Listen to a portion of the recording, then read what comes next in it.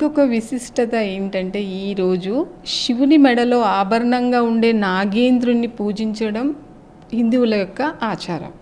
So అది ఈ రోజు నాగుల పంచమి రోజు, శ్రావణ మాసం మెయిన్గా నాగుల పంచమి ఏ రోజు వస్తుంది? నాగుల పంచమి శ్రావణ మాసంలో శుక్లపక్ష పంచమిగా నాగపంచమి అంటారు.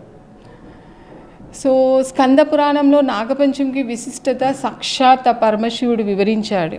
అది శేషుని సేవకు సంతోషించి శ్రీ మహావిష్ణువు ఓ వరం కోరమంటూ అందుకు శేషుడు తాము ఉద్భవించిన పంచమి రోజు నాడు సృష్టిలో మానవాళి అంటే మనుషులు సర్ప పూజలు ఎలా చేయాలి అంటే పాలతో అభిషేకం చెయ్యాలి అని ఆ దేవుడు యొక్క కోరికకు ఇతను ఒప్పుకొని సృష్టిలో మనుషులందరూ కూడా పాలతో సర్ప పూజలు చేయమని ప్రార్థించారు. అది శేషుని కోరికకు మన్నించిన శ్రీహరి శ్రావణ శుద్ధ పంచమి రోజుగా సర్ప పూజలు చేస్తారని అనుగ్రహించారు.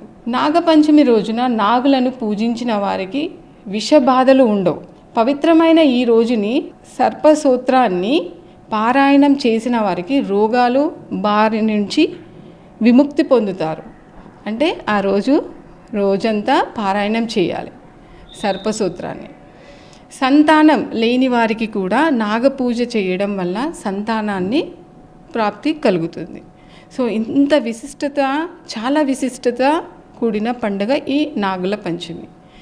బ్రహ్మదేవుడు ఆదిశేషుని అనుగ్రహించిన రోజున పరిగణిస్తూ నాగదేవతలను పూజించిన పుట్టలో పాలు పొయ్యమని ప్రార్థించారు. సో ఇలా ఈరోజు ఇంకొకటి ఏంటంటే ఆ రోజంతా కూడా ఉపవాసం ఉంటారండి చాలామంది. ఎందుకంటే ఆ రోజు కూరగాయలు కట్ చేయడం కానీ ఇంకేదో కానీ అలాంటివి జరపొద్దు అని మన పురాణాల్లో పెద్దవాళ్ళు చెప్పిన మాటలు అవండివి. ఆ రోజు మెయిన్గా గోధుమ పిండితో మనము ఆ దేవుడికి పాయసం కానీ ఇంకేదైనా కానీ గోధుమ పిండితో తయారు చేసిన పదార్థం మనం దేవుడికి సమర్పిస్తాము. అలాగే దేవుడి పూజ తర్వాత ఇంటికి వచ్చే ముందుగా అంటే మన ఇంటి వరకు అమ్మవారి ఆశీస్సులు ఉండాలని మనము జొన్న పేలాలని వేస్తూ వస్తాం. దానికి చాలా విశిష్టత ఉందండి. ఏంటంటే మనం వచ్చే దారిలో మనకి ఎలాంటివి కూడా అంటే ఇక ముందు కూడా ఎవరికి కూడా సర్పదోషం అంటే పాము నుంచి ఇంకా ఇలాంటి ప్రాబ్లమ్స్ ఉండొద్దు అని ఆ పెద్దవాళ్ళు చెప్పిన ఆచారం. అందుకనే మనం పూజ చేసిన వెంటనే వెంబడే వస్తూ మనం పాలాలు వేస్తూ ఇంటికి గడప ముందుకు వచ్చి అలా నిలబడతాము. అప్పుడు ఇంటి ఆడపడుచు కడప పూజ చేస్తూ ఇంటి లోపలికి వస్తుంది. ఇదండి నాగుల పంచమి యొక్క విశిష్టత. శ్రీకాళహస్తీశ్వరుని అభిషేకం చేసిన వారికి సకల సంపద కలిగి ఉంటుందని, రాహుకేతు దోషాలు కూడా తొలగిపోతాయి. సో ఈరోజు ఇంత విశిష్టత కలిగి ఉంది. సో ప్రతి ఒక్కరు కూడా ప్రొద్దున్నే లేచి తలంటుకొని మన ఇంట్లో మొదటిగా ఇంటి దేవుణ్ణి కొలుస్తూ తర్వాత దేవాలయానికి అంటే అమ్మవారు నాగదేవత పుట్టతో పాటు నాగదేవతలు విగ్రహానికి పాల్పోయడం చాలా అందరికీ మంచి జరుగుతుందండి. ఇది పెద్దలు ఇచ్చిన సంప్రదాయం. అదే సంప్రదాయాన్ని మనము చేయాలి. మనం చేస్తూ మన పిల్లలకి నేర్పించాలి. ఈ పండుగ నుంచి ప్రతి ఒక్క పండుగ ఏ రోజైతే నాగుల పంచమి వస్తుందో అదే రోజు అన్ని పండుగలు వస్తాయి. మీరు కావాలంటే చూసుకోండి. ఇది ఇప్పుడు నాగుల పంచమి ఈసారి శుక్రవారం రోజు వస్తున్నాయి.